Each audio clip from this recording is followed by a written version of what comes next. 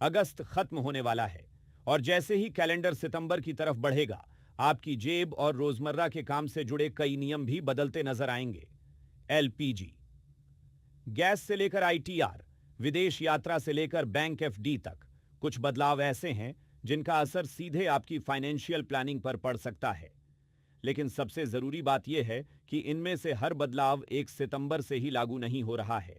कुछ की डेडलाइन अगस्त में खत्म हो रही है, जबकि कुछ रूल्स अक्टूबर से लागू होंगे।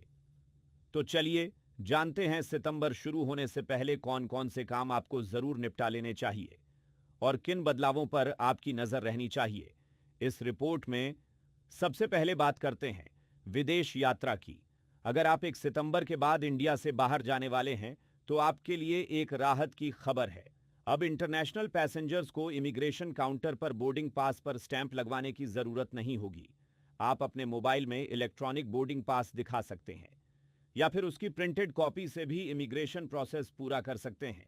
यानी बोर्डिंग पास पर स्टैंप लगवाने का एक्स्ट्रा स्टेप खत्म। इससे प्रोसेस थोड़ा फास्ट होगा और स्टैंप साफ नहीं दिखने जैसी परेशानी भी नहीं होगी। अब आते हैं एक ऐसे काम पर जिसकी डेडलाइन बहुत करीब है। अगर आपकी इनकम बिजनेस या प्रोफेशन से आती है तो आईटीआर फाइलिंग को लेकर आपको बिल्कुल लापरवाही नहीं करनी चाहिए। असेसमेंट ईयर 2026 से 27 के लिए जिन लोगों के अकाउंट्स का ऑडिट जरूरी नहीं है, उनके लिए रिटर्न फाइल करने की डेडलाइन 31 अगस्त 2026 है। यानी डेडलाइन मिस हुई तो आगे परेशानी बढ़ सकती है। अगर आप प्रिजम्पटिव टैक्सेशन स्कीम के तहत आते हैं और बिजनेस इनकम 50 लाख रुपये तक है तो आईटीआर 4 यानी सुगम फॉर्म आपके लिए हो सकता है। वहीं जिन लोगों की इनकम 50 लाख रुपये से ज्यादा है या जिन्हें आईटीआर 4 के दायरे में नहीं रखा गया है, जैसे कुछ F&O ट्रेडर्स, उन्हें आईटीआर 3 की जरूरत पड़ सकती है।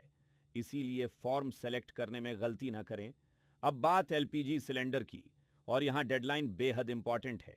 जिन लोगों ने 23 अगस्त तक एलपीजी कनेक्शन का ईकेवाईसी पूरा नहीं किया था, उन्हें सरकार और तेल कंपनीज की तरफ से कुछ और समय दिया गया है। अब इसकी डेडलाइन 31 अगस्त तक बढ़ाई गई है। मतलब 1 सितंबर से पहले अगर आपका ईकेवाईसी या आधार बायोमेट्रिक कंफर्मेशन बाकी है तो इसे पूरा कर लेना बेहतर है, क्योंकि केवाईसी पूरा नहीं होने पर डोमेस्टिक रेट पर एलपीजी सिलेंडर मिलने में दिक्कत आ सकती है। एचपीसीएल और बीपीसीएल की तरफ से भी कंज्यूमर्स को इसे जल्द पूरा करने के लिए कहा गया है। इसलिए अगर आपके घर में एलपीजी कनेक्शन है और ईकेवाईसी अभी तक पेंडिंग है तो इसे आखिरी दिन तक मत टालिए। अब एक ऐसा बदलाव जिसे सुनकर शायद ज्यादातर एफडी कस्टमर्स को ज्यादा टेंशन लेने की जरूरत नहीं है।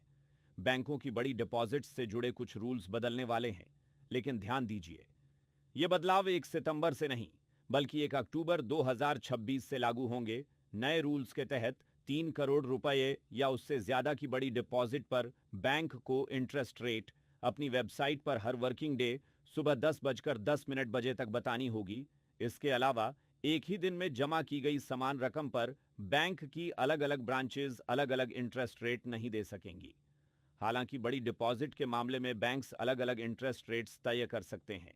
छोटी एफडी कराने वाले आम कस्टमर्स पर इसका डायरेक्ट असर ज्यादा नहीं पड़ेगा। अब सितंबर की शुरुआत में कुछ और चीजों पर भी नजर रखना जरूरी होगा। एलपीजी सिलेंडर की कीमत में बदलाव हो सकता है। बैंक एफडी इंटरेस्ट रेट्स में भी बदलाव की संभावना रहती है।